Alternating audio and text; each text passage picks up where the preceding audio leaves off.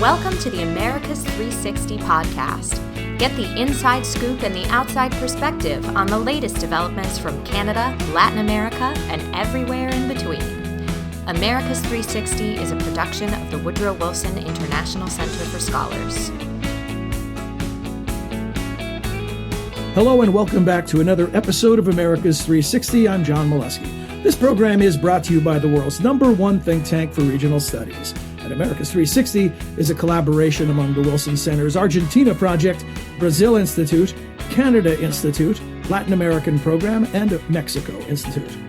Well, the pandemic has created major economic problems across the globe, and women in particular have been hit hard by the fallout. In the Americas, this has meant a setback of more than a decade in advances relating to labor force and economic participation. The United Nations estimates that the reduction of regional economic activity will leave about 118 million women and girls in poverty in Latin America and the Caribbean.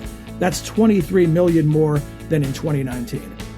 As economies across the hemisphere hope to rebound in 2021, countries need to consider and address the unique challenges faced by women. We'll begin today's episode by discussing these issues and more with our special guest. More on that in a minute, but first I want to welcome back our regulars. Please say hello to Argentina Project Director Benjamin Gadan. Hi there, John.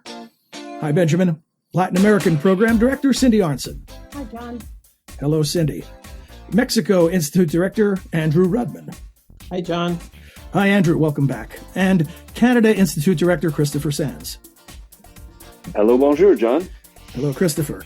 And I'd like to introduce the newest member of Team America's 360, Slater Family Fellow and Senior Associate for the Brazil Institute, Anya Prusa. Anya, welcome aboard. Thanks for the welcome, John. Well, Anya is the new owner of the roundtable seat previously occupied by Ricardo Zuniga. While we hated to see Ricardo go, we're thrilled that the reason for his departure is his new assignment at the State Department, where he'll now serve as the Biden administration's special envoy for the Northern Triangle. I know I speak for all of us at the Center and at America's 360 when we wish Ricardo best of luck with his new position. And what do you think, everybody? We can start the counter now on when he'll be back as a program guest, because you never get to leave completely. So, speaking of guests, as advertised, we have a very special featured guest today. She is the Executive Secretary of the United Nations Economic Commission for Latin America and the Caribbean, Alicia Bárcena. And she joins our own Cindy Arnson to begin our conversation. So take it away, Cindy. Thanks so much, John. And a special thanks to Alicia for joining us for this really important conversation. In addition to being the Executive Secretary of ECLAC, or CEPAL, as its acronym is known, she's also held high positions at the United Nations in New York, Under Secretary General for Management at the UN, and also the Chief of Cabinet and the Deputy Chief of Cabinet for former Secretary General Kofi Annan. So, Alicia, welcome again. Let's start out with some of the things that John introduced in his presentation at the beginning. The pandemic has laid bare so many of the region's pre-existing inequalities, but one kind of inequality that hasn't received nearly enough attention is the disproportionate impact of the pandemic on women, especially in terms of unemployment. What can you tell us about the ways that the pandemic has impacted the participation of women in the labor market? Well, first of all, let me thank you so much for this opportunity to meet with very distinguished fellows and with you, Cindy. It's really an honor to be here this afternoon. And of course, let me go immediately to the topic in question, and that is the pandemic has made visible many of the region's inequalities, but definitely the severe contraction of the region economically was very much affecting negatively the quantity and quality of women's employment, generating a setback of more than a decade, as you just said. And we prepared a policy brief very recently, which is the economic autonomy of women in a sustainable recovery with equality. And we highlighted that women's labor force participation has fallen 6 percentage points. That is from 52% to 46% in 2020. And that has widened the gender gap in labor market participation. More than 40 million women have had to leave the labor force. So unemployment, really, the real figures of unemployment show us that unemployment rate for women is 12%. But when we go for the women's participation in 2019, I mean, we instead of 12%, it could be 22%. That is, women have been, I would say, discouraged to look for jobs compared with 2019, and that has been basically because have to return.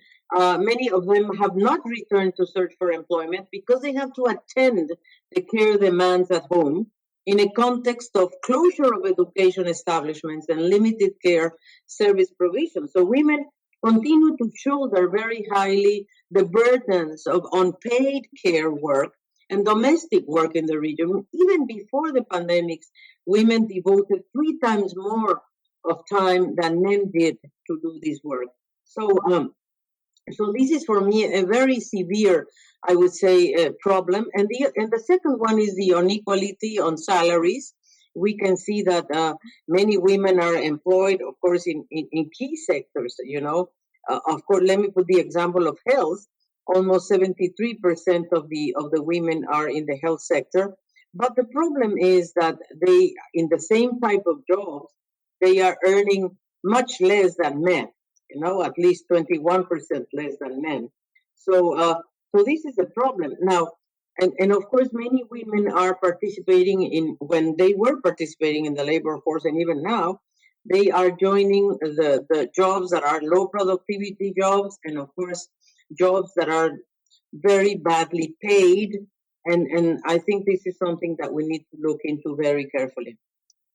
Thanks, Alicia. You mentioned the needs of childcare during the time that schools were closed. Could you talk about the other sectors of the economy where women's participation has been the greatest, and how have those sectors in particular fared during the COVID-19 pandemic? Sure. I think that one of the most affected sectors has been, of course, the service sector, the retail sector. And we also made an analysis because one of the things we have tried in ECLAC is to break the statistic silence and to make sure that we understand which sectors are the one most affected. And I can tell you that tourism, for example, was a very high-risk sector characterized by high rates of informality, low pay, and low skills. And we can say that the proportion of women attached to this sector is 61.5% versus men, that is around 25%. So, I mean, women are basically connected to sectors that are very, very, I would say, very fragile. Tourism is one. And then, of course, the paid domestic work. We were talking about the unpaid domestic work, but the paid on this domestic work was also very affected by these pandemics. Education and health. I think these are concrete sectors that have been very, very much affected and fallen down in many ways. So and I would say that maybe Cindy, we're going to talk about this, but one of the major obstacles for women today, incredible, is the internet access. I mean, more than 40 million households do not have internet access, and this has been aggravated by the fact that children are now at home. And so we are talking about a very serious gap in the future where many children will not have the possibility to do teleeducation. They don't have that possibility because of this lack of connectivity. Related to that, Alicia, is the digital divide also a factor in women's inequality with respect to telework or other kinds of things? Obviously, it has a huge impact on the education sector. What other ways does the digital divide affect women in the region?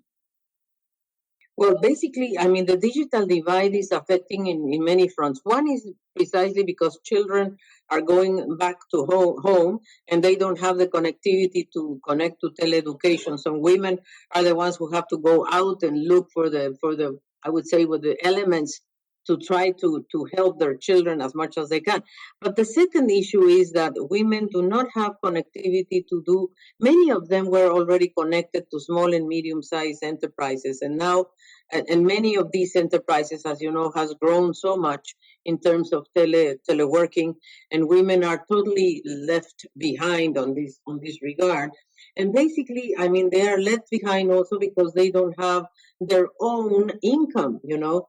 There are many women that do not have an income of their own, and the percentage of the income that is needed for women, for any household to be connected to internet is very high. I mean, in our region, the connectivity, inclusive digital transformation requires at least, I would say, I mean, it's in the least cost, it costs around 11.9% of the income.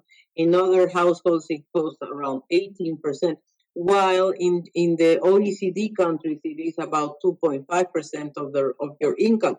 So if we have women that do not have their own income, we have internet access services that are very costly, that they have to take from their own income. So that is something that is hurting this region quite a lot. And of course, I mean, I think that they cannot do teleworking and they cannot do teleeducation. Both things are affecting women quite a lot.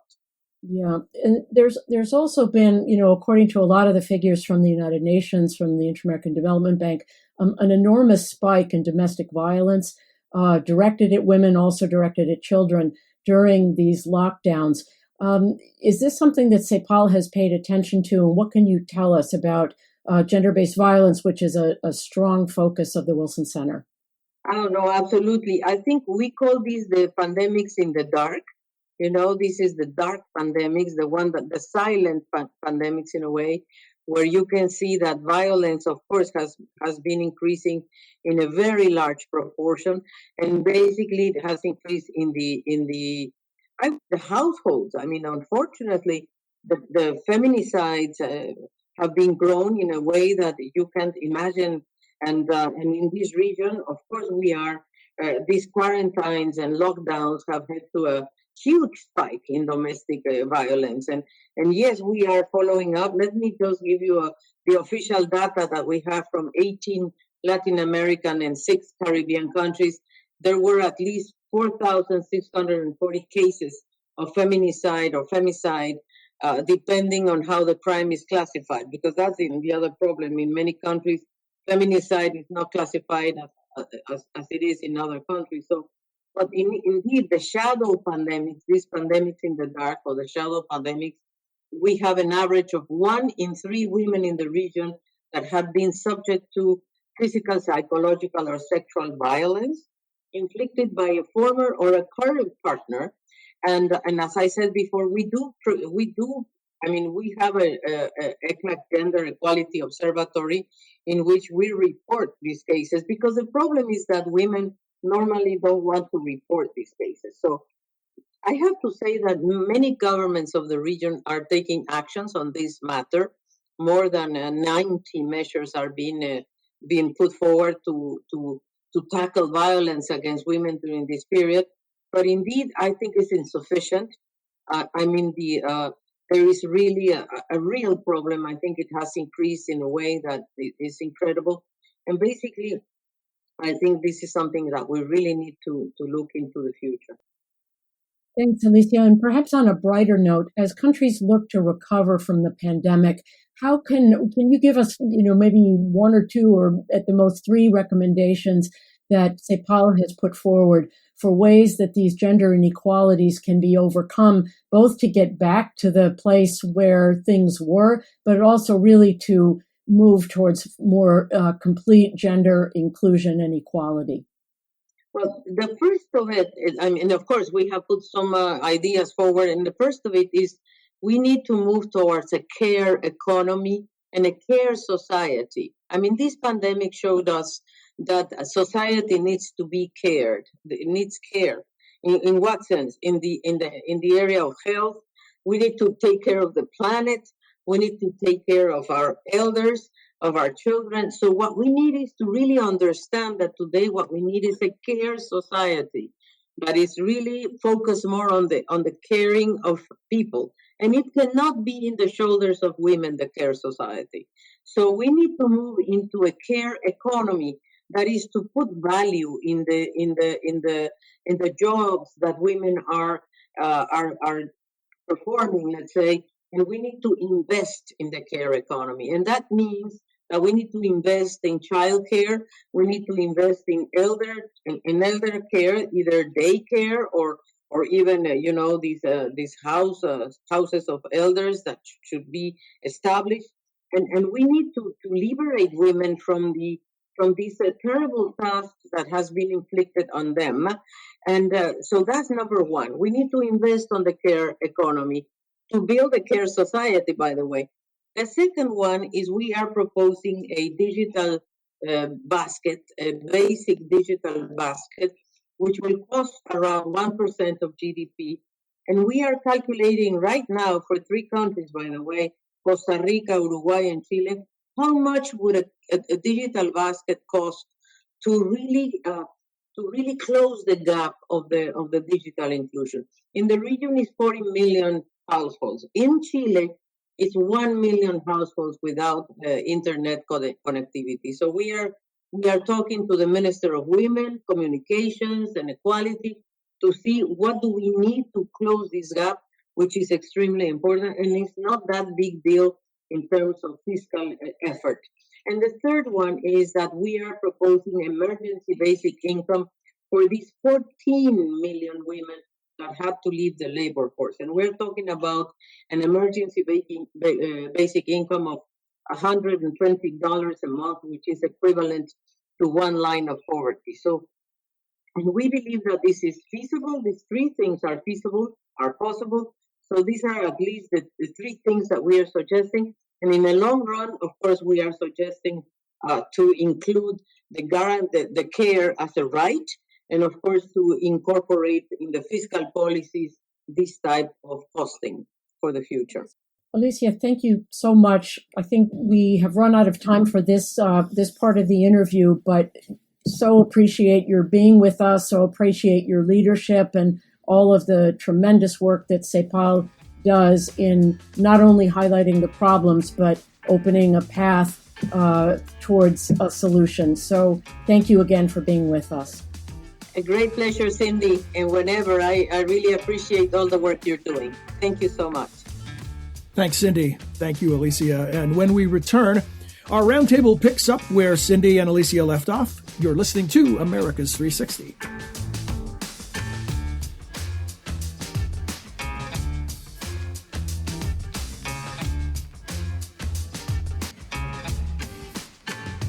Welcome back to America's 360. Cindy, terrific interview with Alicia. Thank you for setting up our discussion. You know, often, Chris, I want to come to you, Chris Sands. Often when we have these discussions on America's 360, Canada can be a bit of an outlier, not just geographically, but even in some of the details of what the country's dealing with versus the rest of the region. Unfortunately, this is a case where a bad situation for women got worse across the hemisphere.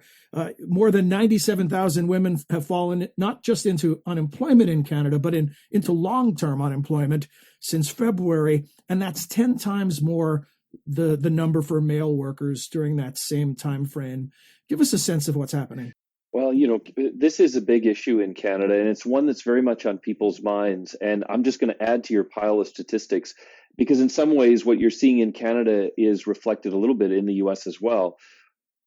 We think that because of COVID-19, 1.5 million women have lost jobs permanently. And while women represent 45% of the hours lost to the economy in the last year, they're only expected, based on an employer survey across Canada, to represent about 35% of the recovery. So there'll be a long-term loss of 10% of women's hourly work that people are expecting to be permanent. More worrisome, and I think this is something that Madame Bárcena kind of raised, but I think it's really important in a country like Canada, which has an aging population. Women with toddlers and school-age children lost 12% of their income and their time available to work because of trying to keep an eye on the kids. That number is double the case of men with toddlers or school-aged children at home. So this is impacting women quite a bit in Canada. And it raises a larger question. When you have a pandemic that affects countries like Canada as well as countries that are developing, then the question is, who's going to find the money? Who is going to look beyond their own problems to help others? And I have high hopes for Canada, but the fact that they have such a serious domestic impact with women in Canada is going to make it harder to look beyond those problems to try to address global problems, as Ambassador Bárcena suggested.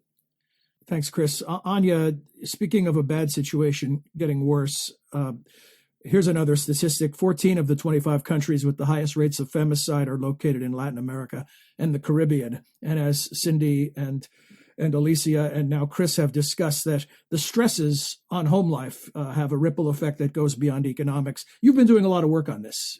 Can you broaden the context for us and tell us what you've been saying? Of course. So we've seen across Latin America that, the number of femicides, which is the killing of a woman because of her gender. So the number of femicides have gone up during this pandemic, but femicide is only the tip of the iceberg, right? So we're also seeing that reports of violence, physical and sexual violence have gone up, calls to hotlines have gone up. And worryingly, we're also seeing that women's access to justice and to support services following these incidents has gone down, right? Because police stations have more limited hours. Healthcare services are overwhelmed with COVID, and so they're perhaps less likely to be able to help women who need it. And so what we've seen, in fact, is this exacerbation of gender-based violence, which was already quite severe in the region. Thanks. Benjamin, a part of what we've discussed is not just the negative impacts, but also where we were before, what good news was happening, and how we may have regressed. But you have some good news to share about Argentina. Is that correct? I do. I think Argentina has been vulnerable to a lot of the negative trends that Anya has pointed out and that Alicia also mentioned, particularly the disproportionate burden on women to handle domestic responsibilities and childcare, affecting their presence in the labor market negatively. But I do think it's worth mentioning that in Argentina, I think it's been actually a pretty positive last year overall for the recognition of women's issues. There's a movement, a feminist movement known as Ni Una Menos, not one fewer, that started out as opposing domestic violence and has become a real regional juggernaut. Its green scarf is this powerful symbol now throughout Latin America. It was promoting reproductive rights, and last December, Argentina by far became the biggest country in Latin America to legalize abortion. There's a new ministry in Argentina at the cabinet level. It's the Ministry of Women, Gender, and Diversity. And Argentina has also come a really long way in gender parity in its Congress. It's now, I think, one of the leaders globally in that area. More than 40% of the lower house, more than 40% of the Senate in Argentina seats are now held by women. So I do think among a lot of these dark clouds, Argentina has been really leading on some of these gender issues. Andrew, there was a moment ago where the president said he sort of denied that women were being adversely affected. Where is Mexico at this point? I was listening to Benjamin and thinking, okay, what's positive or negative?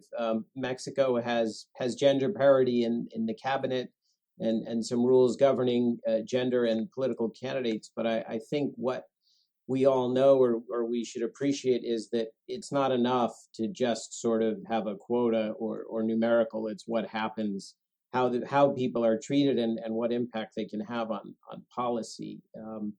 AMLO, in the face of the Women's March on March 8th, barricaded the National Palace, ostensibly to protect women. I'm not sure very many people think that the women were posing the threat. And he's also tied the women's movement to his opposition to what he calls neoliberal ideas and opposition, and has essentially suggested that the women's movement is sort of a foreign import designed to undermine his political agenda. So I'd say on this issue, he's definitely on the wrong side.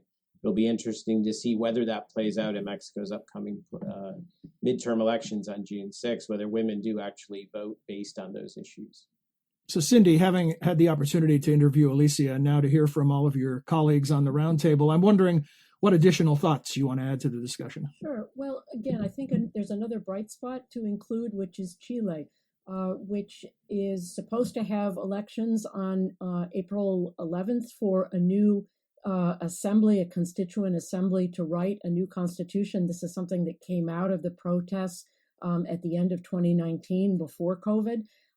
Those elections are probably going to be postponed, but the bright spot is that women will have 50% of the seats in that assembly to come up with a new constitution. So I think there are ways that women's participation is being formally expanded in the institutions of government in Chile as well as in Argentina, and we have to take heart from those positive examples as well.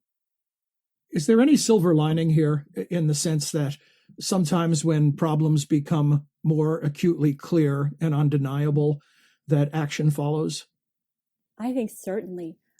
We've seen with gender-based violence specifically that because there has been such a surge in the number of cases, that there has also been a huge outcry among civil society, among people, and governments have felt, I think, across the region, with a few exceptions, that they do need to take action. So in Brazil, for example, we've seen, new innovative technologies allowing for reporting of cases via WhatsApp, for example, or a new online portal that actually allows women to take photographs, evidence, right, in their own cases, so they don't physically have to go to the police station and perhaps risk confronting COVID-19. And so I do think that there is this drive because of the focus on women and the disproportionate impact that women have faced. Andrew Rudman.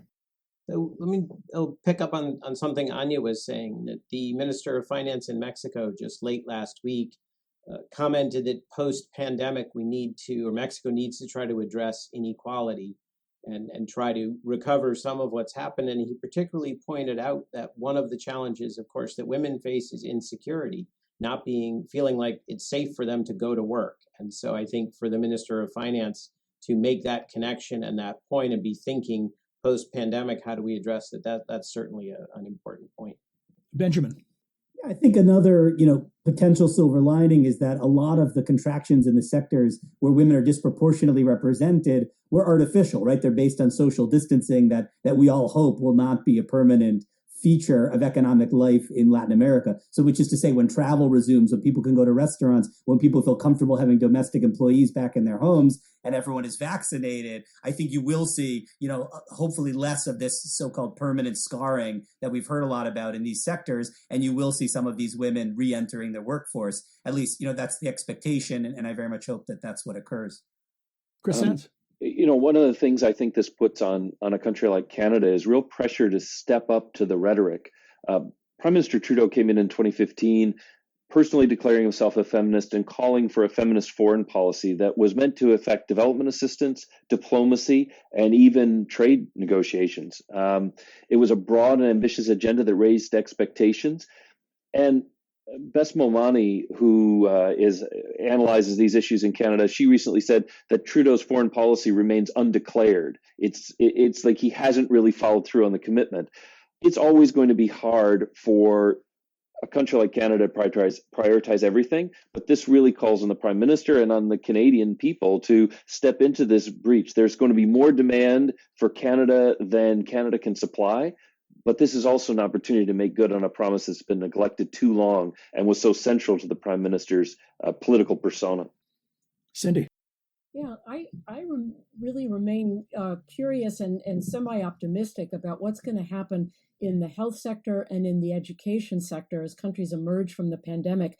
These are places where women constitute 70% or more of the labor force.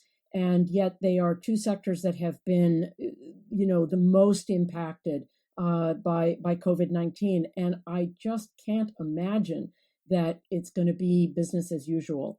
And I believe that, women teachers going back into the classroom, health care workers, post-pandemic are going to accept the status quo ante. And I think there's a potential for a great deal of change led by women who are dominant in those sectors.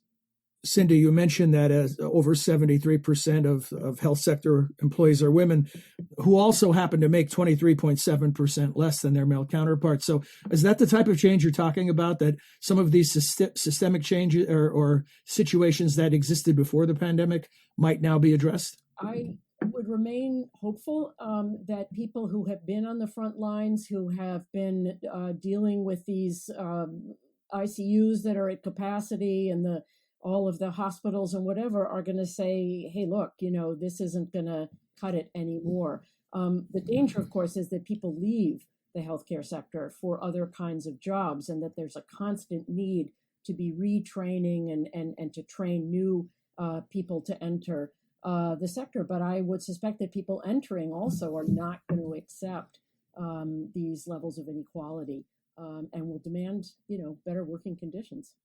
Benjamin mentioned good news from Argentina, and Chris at least mentioned promises from Prime Minister Trudeau. And Chile is also, Cindy, you brought up both sides of the coin. Are there other countries worth noting that maybe we can look to for some leadership? Or what's the other side of that coin? Are there countries that really lag behind that require some significant attention? When you're looking at Brazil and you're looking at any sort of economic recovery for women and a return to women in the workforce, the first thing that needs to happen is you need to tackle the pandemic, right? Which is causing a lot of these challenges. And in Brazil, it seems unlikely that that's going to happen anytime in the near future. And so women are going to continue to face these challenges, right? Their children are not going to be in school, and so they're going to have to be at home taking care of them. They're not going to be able to return to the workforce.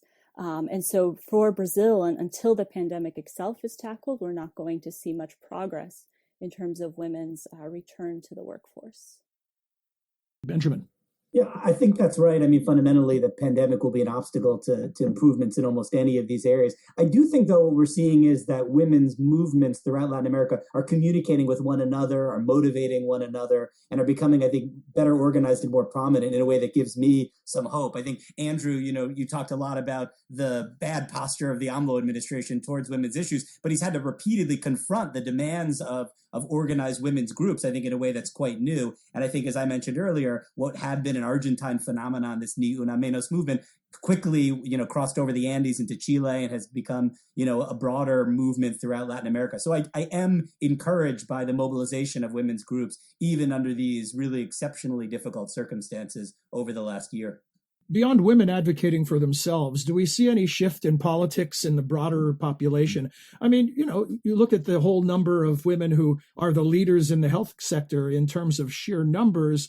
These are the heroes of the pandemic. Is public attention or public opinion beginning to shift? If I can jump in, John, at least in Canada, one of the things that we've seen is a sort of change in the debate, because what COVID revealed was that there were sectors like healthcare and education, where women were a larger proportion of the workforce.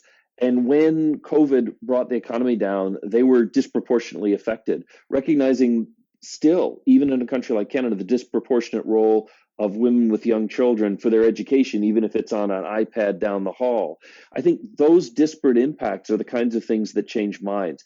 What we want to avoid, and what we've seen only in a few places, is the idea that, we should put women first on recovery and that men don't have problems. We have enough divisions in society. It's not about women first, men second, or anything like that. It's about coming back together, but recognizing that there are some specific problems that we have put in women's hands, that they are disproportionately affected because of the roles they play in society that we undervalue. So I think as long as we're able to maintain some of that unity of recognizing we don't recover until we all recover, we have the potential for this to be a very positive social change. But it's going to take thinking through some of those impacts and recognizing that while we all have work to do, we all have something to gain by working on them together.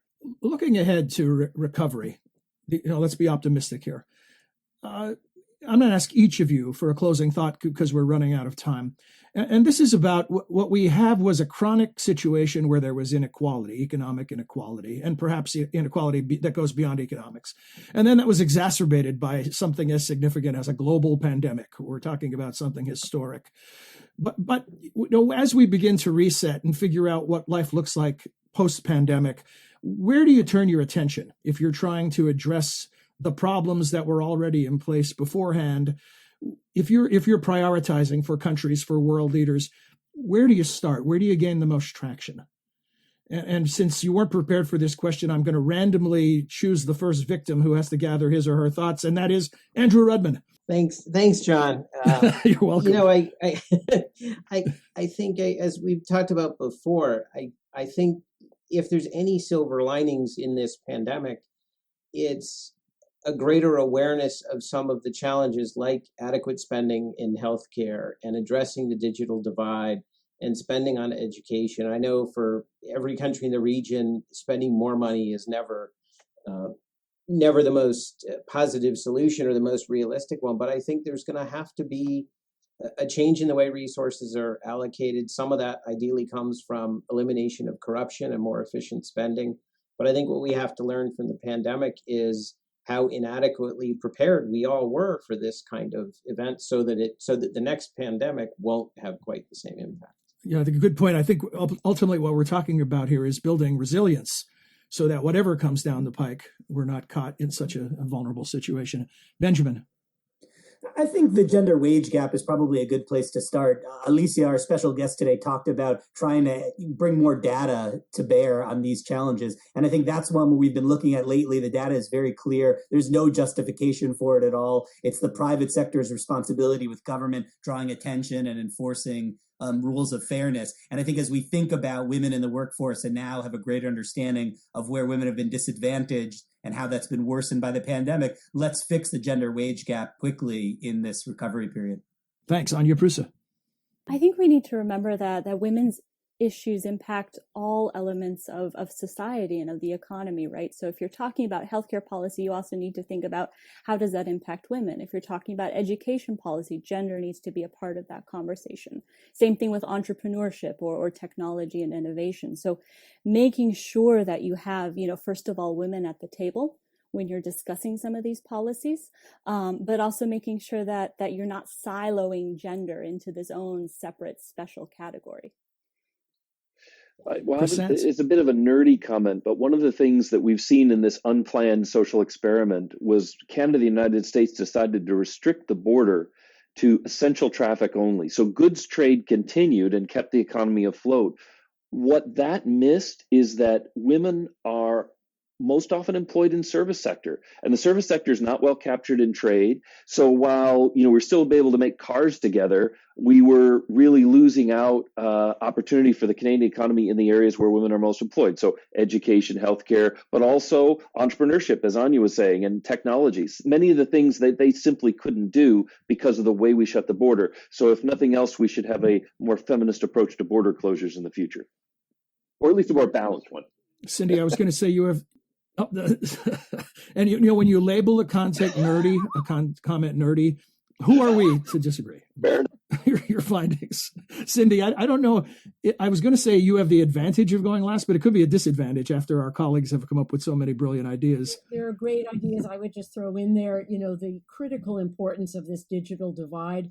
The way that education in particular has been impacted, but the way women have been impacted given the amount of employment in the service sector, the inability to work from home, the inability to telework due to poor connectivity, which is very high in the Caribbean and Central America, but even in countries like Mexico, even Uruguay, the percentage is unacceptable. So, making sure that people have some level of access to internet, as Alicia was saying, the 40 million households in the region that don't have access to internet. I mean, that is just shocking in a day when we feel like a cell phone or a mobile phone is like a piece of one's own body.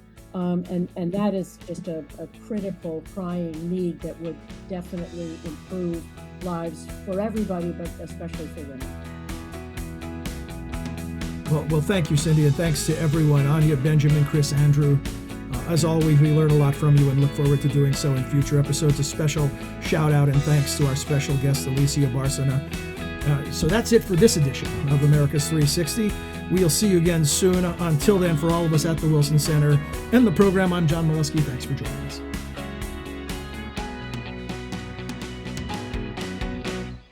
You have been listening to America's 360, a podcast about the innumerable ties among the nations of the Western Hemisphere.